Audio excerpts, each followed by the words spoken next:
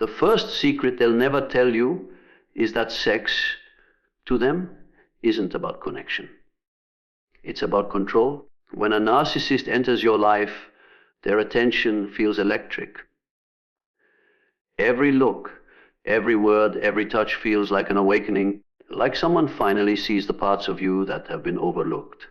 But beneath that intensity lies a hidden agenda.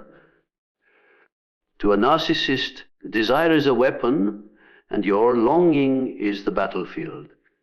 They use attraction not as a way to bond, but as a means to dominate the emotional landscape between you. What feels like intimacy is, in truth, a psychological strategy to anchor your mind, body, and soul in their orbit. From the beginning, they study you. They learn what makes you blush, what makes you vulnerable, what makes you feel seen. They sense your hunger for closeness, your yearning to be chosen. Then, like a master illusionist, they feed that hunger, not because they wish to satisfy it, but because they know the more they feed it, the more you'll depend on them for nourishment. They turn your need for affection into their throne of power. You begin to mistake their attention for love, their intensity for safety, their touch for truth. But every embrace is calculated, every word designed to keep you under their spell. They perform intimacy with precision. The way they hold you, the way they look at you in the quiet after, it feels real. You sense depth where there's only manipulation. You confuse possession with passion, control with care. Narcissists know that sexual connection is the fastest way to bypass your logic. Once they've entered your body, they begin to rewire your mind. Every moment of ecstasy becomes an emotional hook, every promise of closeness another chain. You think you're giving yourself to someone who values you, but in reality, you're surrendering to someone who sees you as a source of energy. A reflection that exists only to confirm their importance. In their world, vulnerability is currency. The more open you become, the more they feel powerful. They thrive on the imbalance, you seeking love, them granting or withholding it at will. When you express your emotions, they analyze them not to connect, but to exploit.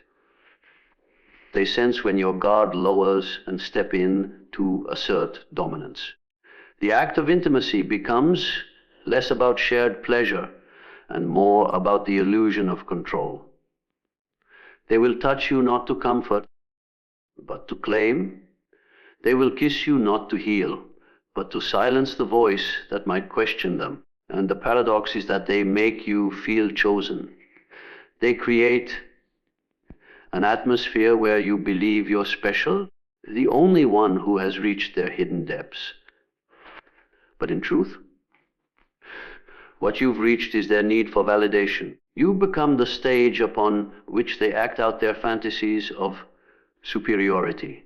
They use sexual energy to remind themselves that they are desired, that they can bend another's will, that they can command devotion through desire. To them, conquest is proof of existence. They feed on the emotional reactions you give, the longing, the attachment, the confusion.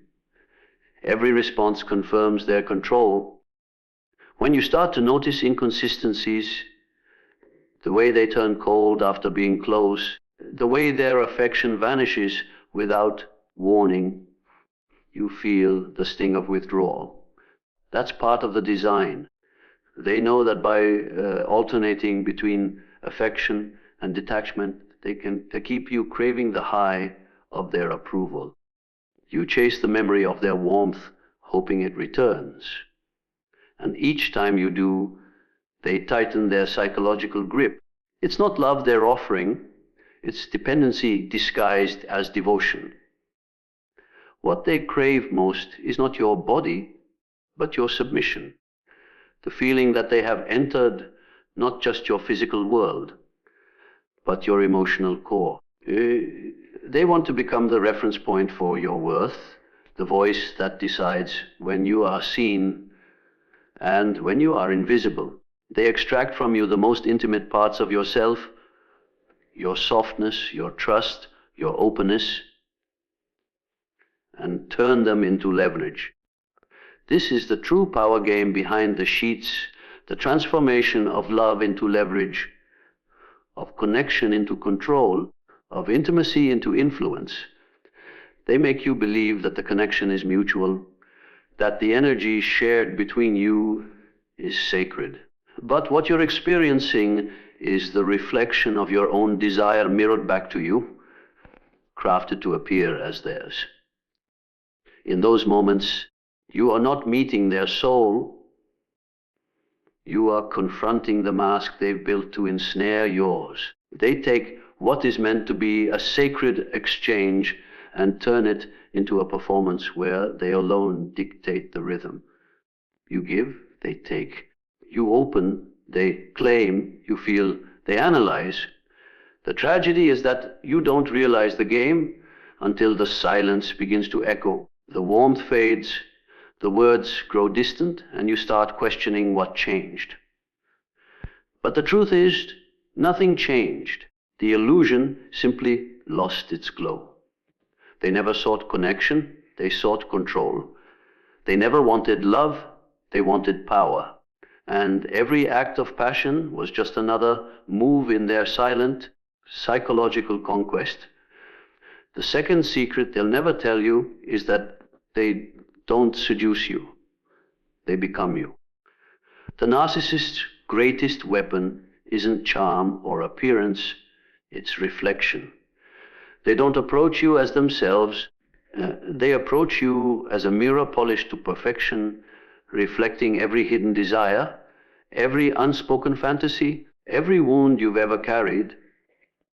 They learn you deeply, quickly, and with unnerving precision. They listen, but not to understand, they listen to collect. Every detail you reveal becomes data for manipulation. The stories you share about your childhood, your past relationships, your dreams, all of it becomes the blueprint for the illusion they will build. At first, it feels miraculous. You feel seen, understood, almost spiritually recognized. You meet someone who seems to get you instantly. You talk about your passions, your fears, your pain, and they nod, they echo, they mirror your language back with uncanny accuracy. You think, finally, someone who speaks my soul's language, but what you don't see is the silent calculation behind their empathy. They are constructing a version of themselves tailored to your emotional DNA. Their charm is not spontaneous, it's strategic. Their tenderness is not authentic, it's mimicry. When you say you love depth, they show you intensity. When you speak of loyalty, they promise forever. When you reveal your insecurities, they wrap them in validation so warm that you never notice the hooks hidden beneath. You begin to see them as your twin flame, your cosmic reflection, your missing piece. And in a way, that's true, but not because they are your other half. It's because they've molded themselves into your projection. The connection feels divine, but it's been manufactured. You are falling in love with the reflection of your own longing. The narcissist's genius lies in this illusion. They sense what you crave and reflect it back to you with emotional precision. You speak about wanting peace, they speak of stillness. You talk about your spiritual awakening, they speak about theirs. You share your wounds, they reveal eerily similar ones. They mimic your tone, your rhythm, your vocabulary. It's not coincidence. It's control disguised as compatibility. Every time you open up, they reshape themselves to fit your inner world, creating the illusion of perfect resonance. You see synchronicity, they see strategy. This mirroring isn't random. It's a psychological seduction technique designed to bypass your critical thinking. The brain is wired to trust those who seem similar. When someone mirrors our emotions, our body releases oxytocin, the bonding hormone.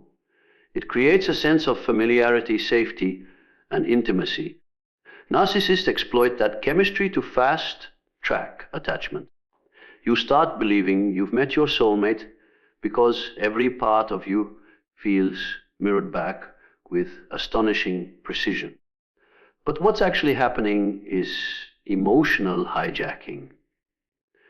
They are learning how to wear your energy like a costume, how to speak to your soul in your own language until you can no longer tell where you end and they begin. This illusion deepens through repetition.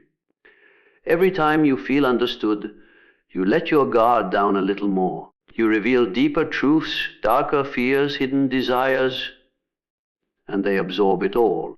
They will use your openness to script the next act of their performance.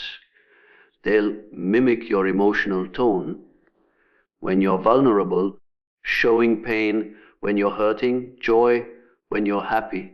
It feels synchronized, effortless, fated. But the truth is that they are watching your reactions, adapting in real time to maintain the illusion of perfect alignment.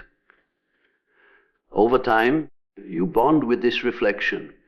You confuse the emotional resonance with authenticity. You start believing you found something sacred. You tell yourself, no one has ever understood me like this. And in that belief, you surrender. Emotionally, spiritually, sometimes even physically, you give them access to the deepest parts of your being. You start relying on them to mirror your worth, your emotions, your sense of self. That's when they quietly begin to withdraw.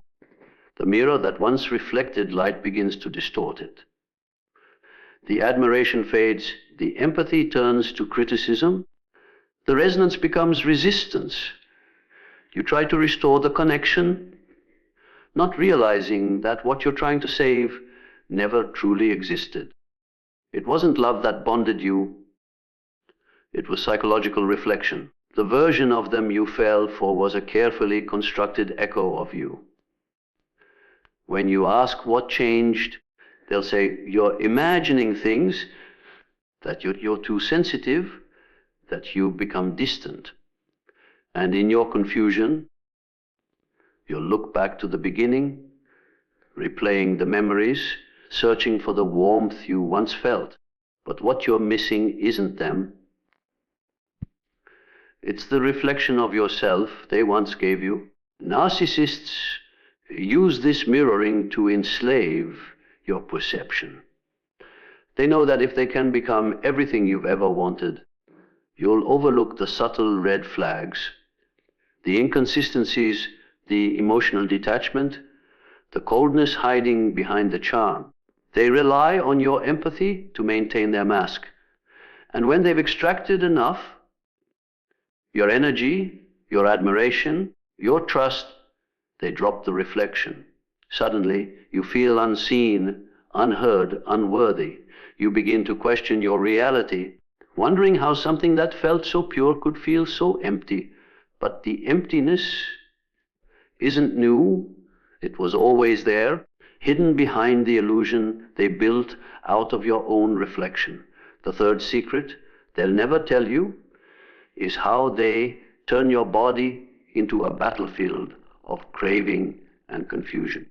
The narcissist understands one of the oldest truths of human psychology, that the same energy that creates love can also create addiction.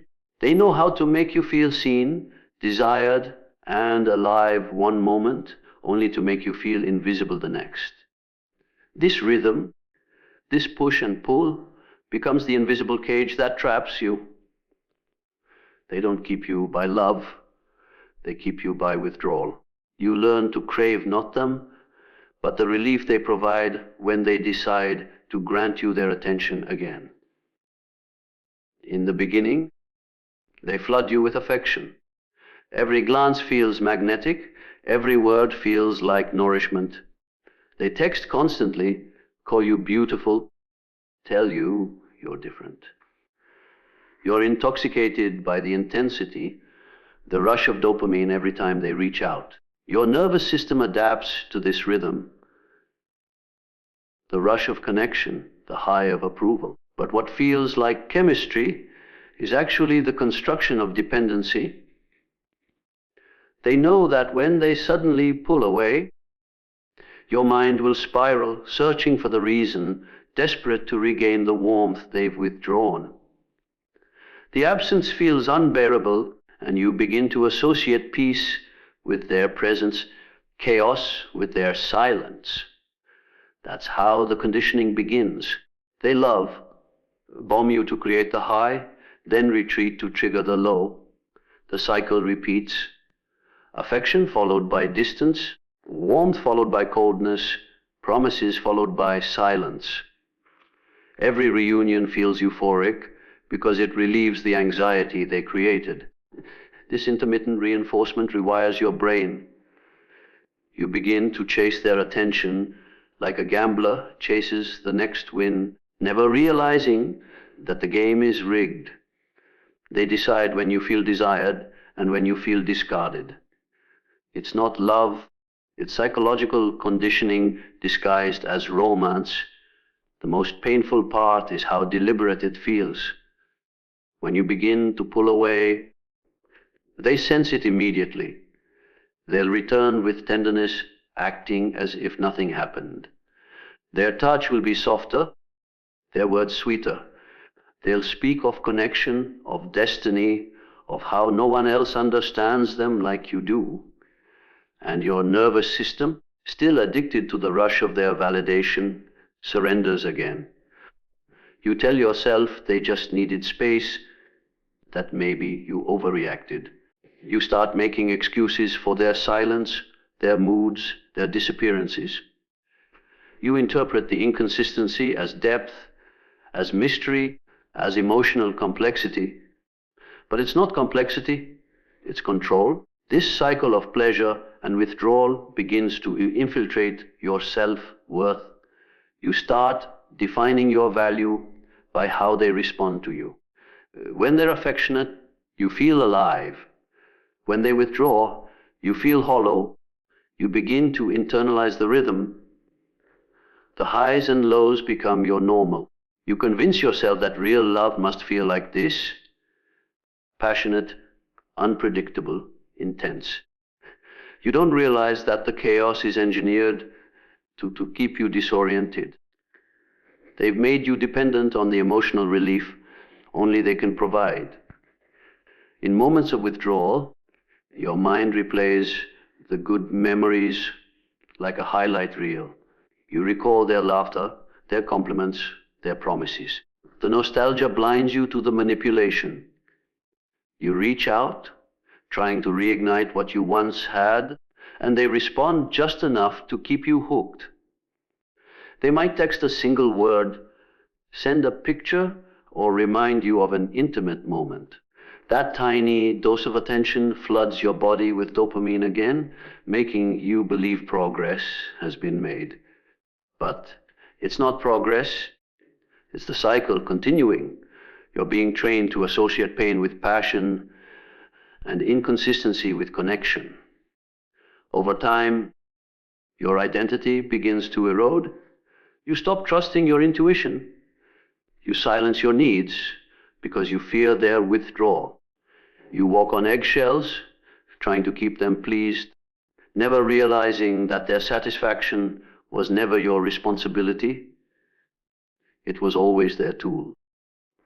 The more you try to stabilize the connection, the more they destabilize it. Your mind becomes preoccupied with them. When they'll call, how they'll react, what you did wrong.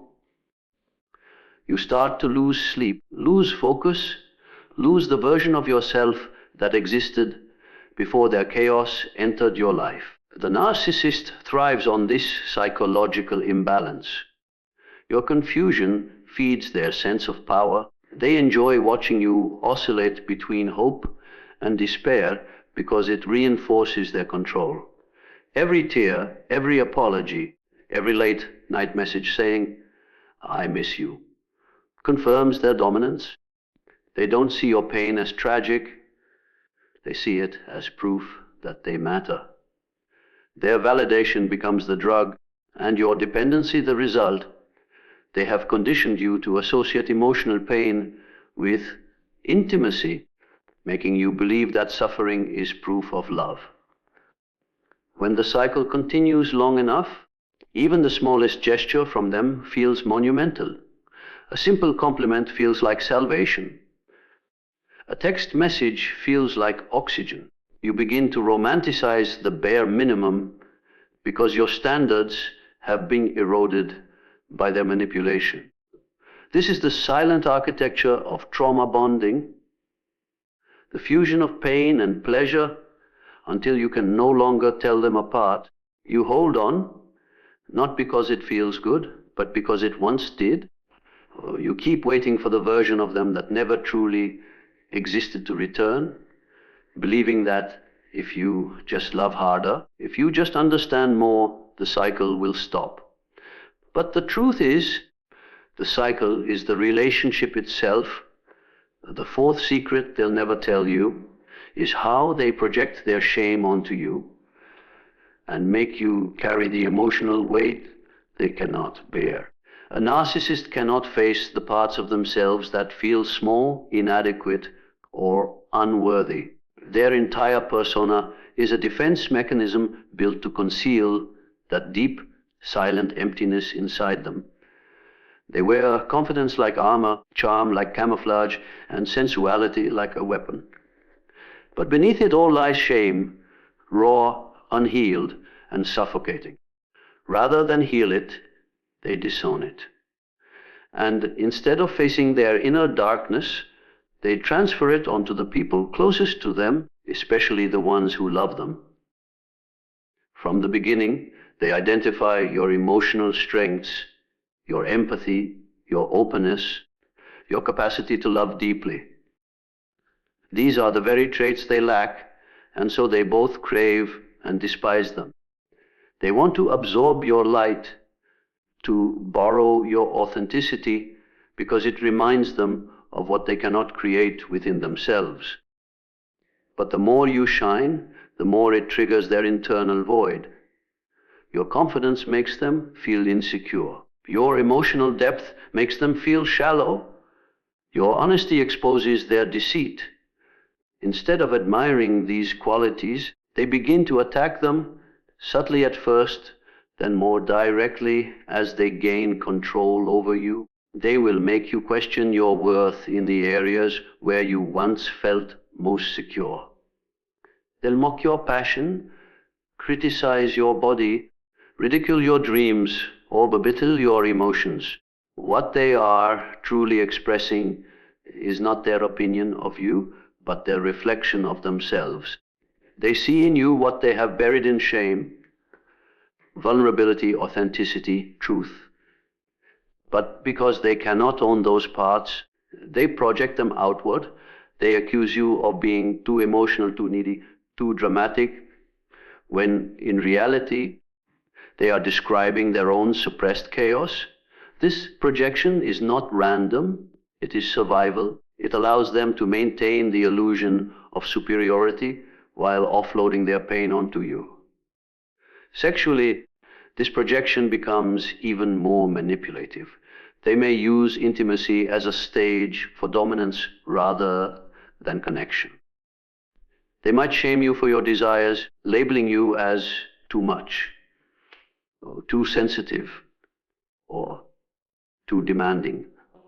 They'll convince you that your natural sensuality is something to be controlled or hidden, while simultaneously using that same energy to feed their own ego. It's a paradox they thrive in. They awaken your desire only to punish you for it.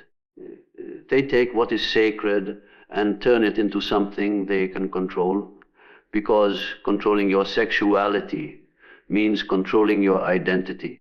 Every time you shrink or apologize for wanting love, for wanting closeness, for wanting to feel alive, you reinforce their illusion of power. The narcissist's relationship with shame is parasitic. They cannot bear to feel it, so they must make someone else hold it for them. If they feel unworthy, they will make you question your worth. If they feel inadequate, they'll criticize your efforts. If they feel unattractive, they'll make you doubt your beauty. Their goal is to displace the discomfort from themselves onto you, watching as you carry their inner wounds without realizing they were never yours. Over time, you start internalizing their projections, believing their words, doubting your intuition.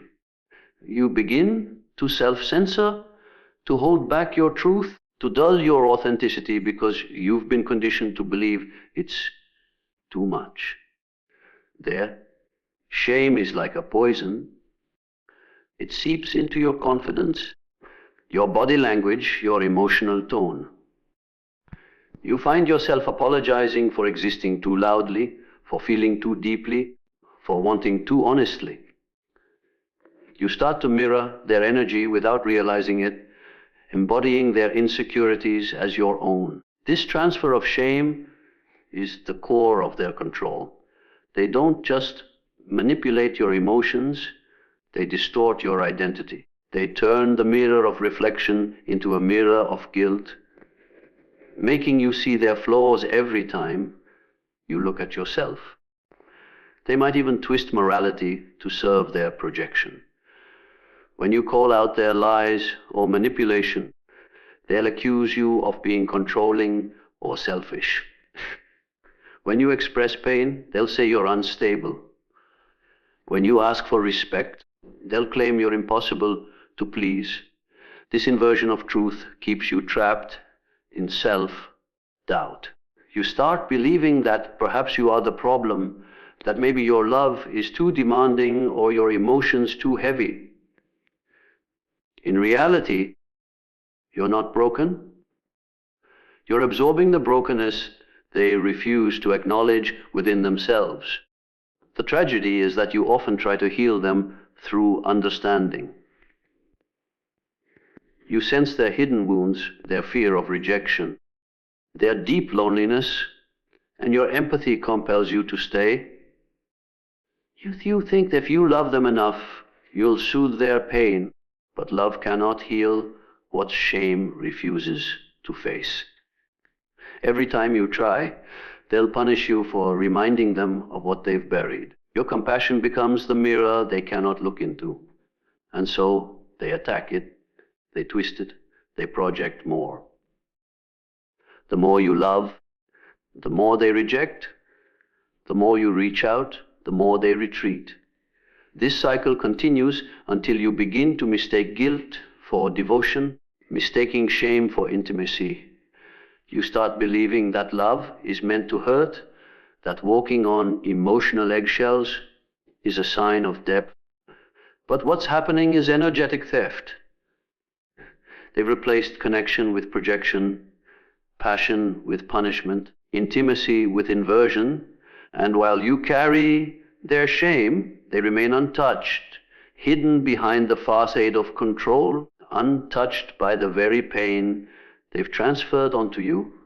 The fifth secret is liberation. The moment the illusion collapses and you begin to reclaim what was always yours, your sexual sovereignty. For so long, the narcissist convinced you that your body, your desire, and your pleasure existed to serve their ego. They trained you to equate love with obedience, connection with control, and intimacy with validation. But when you start to awaken from the psychological fog, something shifts. You begin to feel the distance between what you were told to desire and what your soul truly longs for. You start to realize that the power you thought they possessed was never theirs. It was the reflection of your own energy, mirrored back at you and then weaponized. This awakening doesn't happen suddenly. It begins as a whisper in the back of your mind, a subtle sense that something sacred within you has been misused. You start to notice how your energy feels drained after interactions that once felt thrilling. You start to see that the pleasure you experienced with them was never fully yours. It was orchestrated to keep you dependent, to keep you seeking their approval. You recognize that they used sex not as a meeting of souls, but as a means to reinforce dominance. Every compliment, every touch, every carefully timed withdrawal was designed to make you forget that your body belongs to you. When you reclaim your sexual sovereignty, you begin to separate intimacy from control. You begin to understand that true connection cannot be built on manipulation, and that your desire is not something to be shamed or tamed. It is a sacred expression of your essence. You start to see that the parts of yourself they made you doubt, your sensuality, your emotion, your softness, were never weaknesses. They were the very qualities that made you magnetic, alive, and whole. The narcissists wanted that power because they lacked it within themselves. Their goal was never to share intimacy, but to feed off the energy it generated. Once you see that clearly, the illusion begins to crumble. Reclaiming your power begins with reclaiming your narrative. You stop viewing your past through the lens of shame. You stop seeing yourself as someone who was used or broken, and instead as someone who experienced manipulation and now understands the anatomy of control. You realize that healing is not about becoming less sensitive, less emotional, or less trusting. It's about becoming more discerning with where you place your energy. You begin to understand that the same intensity they exploited is the same force that can now be used to rebuild you. Your sexuality becomes an act of creation again, not submission. As you heal, your energy begins to shift. You no longer crave validation from the ones who wounded you. You no longer confuse chaos with chemistry. You no longer tolerate emotional starvation disguised as love. You begin to move differently, slower, softer, more intentional. You no longer perform your sensuality to be seen. You embody it because it's your nature. You start to enjoy your own presence, your own body, your own rhythm. You begin to see your pleasure not as a reward to be earned, but as a birthright to be honored. Sexual sovereignty is not just about the physical act. It's about energetic ownership. It's the ability to feel safe in your body again after it was turned into a field of manipulation. It's the ability to feel desire without fear, to express love without self-erasure, to connect without losing yourself. When you reclaim this, you start to feel a new kind of power rising within, one that doesn't depend on attention or approval. You stop chasing intensity and start cultivating authenticity. Your energy becomes magnetic, not because you're trying to attract, but because you're finally aligned. The narcissist's power dissolves the moment you stop needing their validation. The control they had was rooted in your willingness to seek their approval. Once you stop seeking, the entire game collapses. You begin to see how they fed off your light, your generosity, your compassion, and how every act of reclaiming that the energy weakens their influence. The boundaries you once hesitated to set now feel natural. The silence that once scared you now feels peaceful. The parts of you that once sought their attention now seek your own understanding. Reclaiming sexual sovereignty also means forgiving yourself, not for being nar, but for being human. You were not weak for falling for illusion. You were open, trusting, alive. Those are not flaws. They are sacred qualities that only become painful when handed to the wrong person. Healing doesn't mean closing yourself off. It means learning to protect your energy while still honoring your sensitivity. You realize that your body remembers truth, and your intuition always knew when something felt off. You begin to trust those signals again, to listen to the wisdom beneath your skin, to treat your desire as language, not shame. In this state of sovereignty, intimacy transforms. You no longer need someone to complete you because you've come home to yourself. You no longer look for validation in someone else's eyes because you've reclaimed your own reflection. The energy you once gave away freely now circulates within you nurturing creativity, clarity, and confidence. You realize that your sensual energy was never meant to be a leash. It was meant to be a compass, guiding you back to yourself each time someone tried to make you forget who you are.